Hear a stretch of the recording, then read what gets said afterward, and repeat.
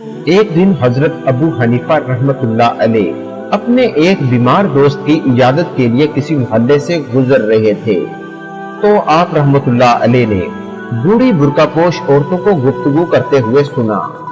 ایک عورت نے دوسری عورت سے سوال کیا، کیا تم اس شخص کو جانتی ہو جو ابھی ابھی ہمارے پاس سے گزرا ہے؟ دوسری عورت نے اپنی لا علمی کا اظہار کیا۔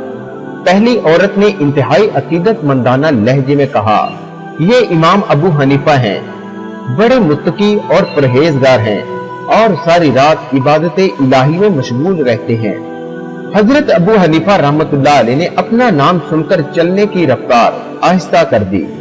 پھر جب وہ عورت بات مکمل کر چکی تو آپ رحمت اللہ علیہ اپنے دوست کی عیادت کے لیے اس کے گھر تشریف لے گئے۔ پھر اسی رات حضرت ابو حنیفہ رحمت اللہ علیہ نے عشاء کے وضو سے نماز فجر ادا کی اور رات بھر توبہ و استغفار کرتے رہے۔ اور اسی طرح امام اعظم رحمت اللہ علیہ کا 40 سال تک یہی معمول رہا۔ آپ کے ایک یہودی پڑوسی کا بیان ہے کہ امام ابو حنیفہ رحمت اللہ علیہ نماز میں اس قدر رویا کرتے تھے کہ مجھے ترس آنے لگتا تھا۔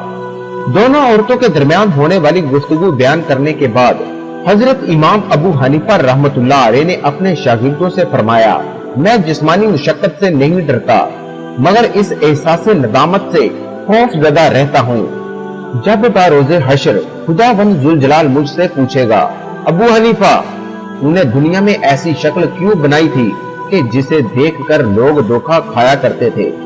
بوڑھی عورتوں کی گفتگو سے پہلے حضرت امام ابو حنیفہ رحمت اللہ علیہ کا معمول تھا کہ رات کے ابتدائی حصے میں آرام فرمایا کرتے تھے، پھر تہجد کی نماز کے لیے اٹھتے اور نماز فجر تک مصروف عبادت رہتے۔ مگر جب ایک عورت نے آپ کے بارے میں کہا کہ یہ امام ابو حنیفہ ہیں، ساری رات عبادت الہی میں مشغول رہتے ہیں اور سب سے بڑے عبادت گزار ہیں، تو آپ نے اپنی عبادت کرنے کا طریقہ ہی بدل ڈالا اور 40 سال تک جسمانی آزار برداشت کیے تاکہ ظاہر و باطن یکساں ہو جائیں۔